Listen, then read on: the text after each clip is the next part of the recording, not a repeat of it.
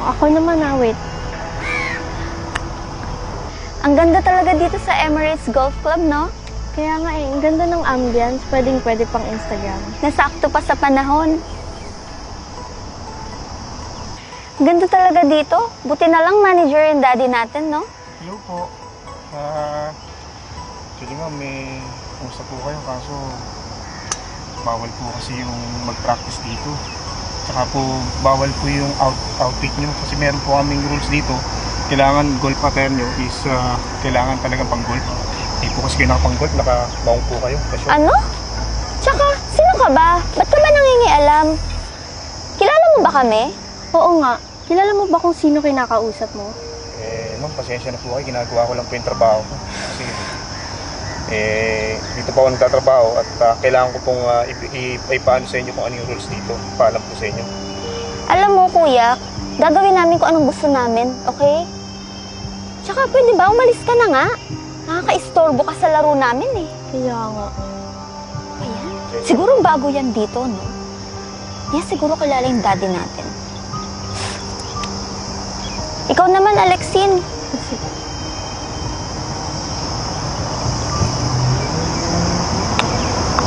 Nice! Alam mo, sana hindi na bumalik yung manong na yun. Nakakairita siya. Kaya nga, nakaka-istorbo sa laro natin, Yan. ate. Akala ko ba sinita mo na itong dalawang to kanina?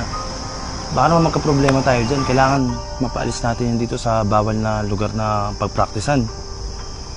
Oo nga, sir. Actually, kinausap ko na, sir. Parang may pinagmamalaki, sir. Talagang nilait ako na nilait, sir. Parang antitigas ng ulo, sir. Ano bang pwede kong gawin? Alam mo, huwag ka magpapatalo sa mga ganyan. Marami talaga mga kulit na tao dito.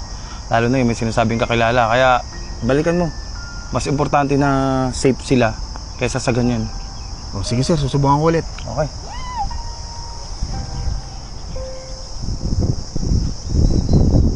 Okay. Ma'am, excuse me po. Pasensya na po kayo, pero kinausap po kasi ako ng kasama ko eh. Kailangan ko talaga kayo pagbawalan dito kasi bawal ho dito. Tsaka ho bawal yung outfit nyo. Matatanggal po ako sa trabaho pag hindi nyo ako sinunod. Eh, ano ba pakialam namin, kuya, kung matanggal ka sa trabaho mo?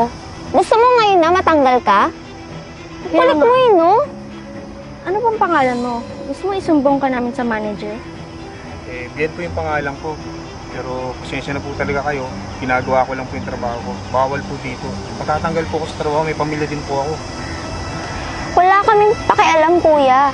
Gagawin namin kung anong gusto namin gawin dito. Umalis ka na nga! Sige po, pero pinagbawalan ko po kayo. Sana maintindihan niyo po. Istorbo talaga yun eh. Laro na nga ulit.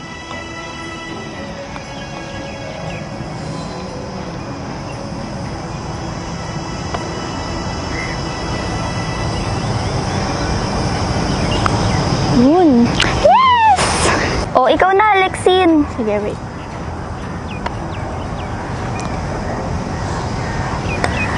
Ang galing. Oh, mga anak!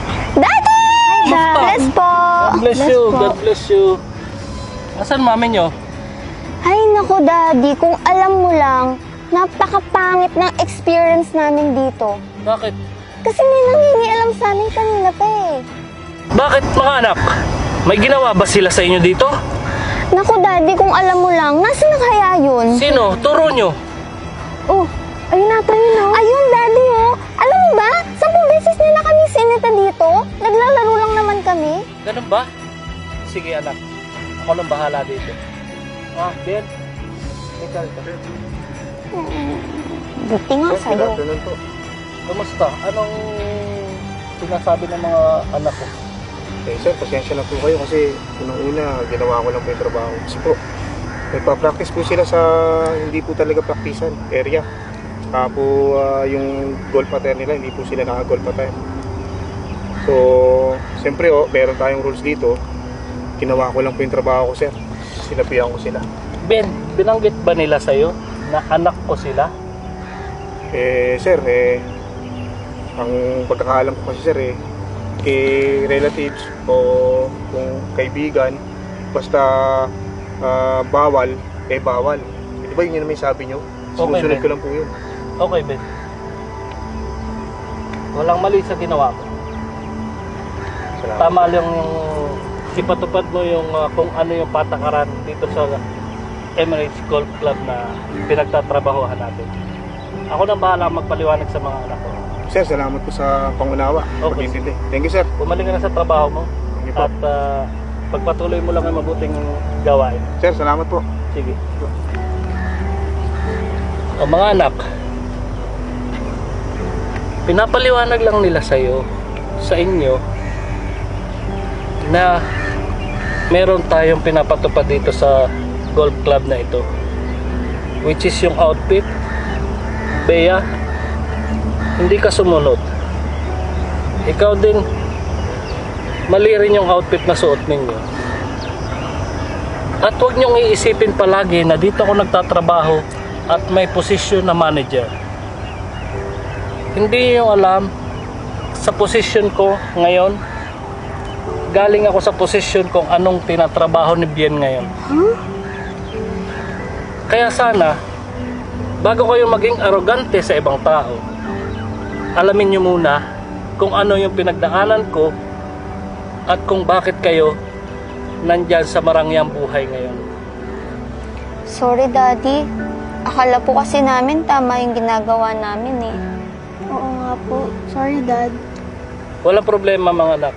Sa susunod, makinig kayo sa nakakatanda sa inyo at kung nasaang lugar kayo, matuto tayong rumespeto sa mga patakaran dito. Opo, Daddy. Okay mga anak, umuwi na kayo at hinahanap na kayo ng nanay nyo. Thank you, Dad. Pakabait kayo ha. Hindi na po mauulit. Okay, uwi na kayo. Apo. Tara, Lexi.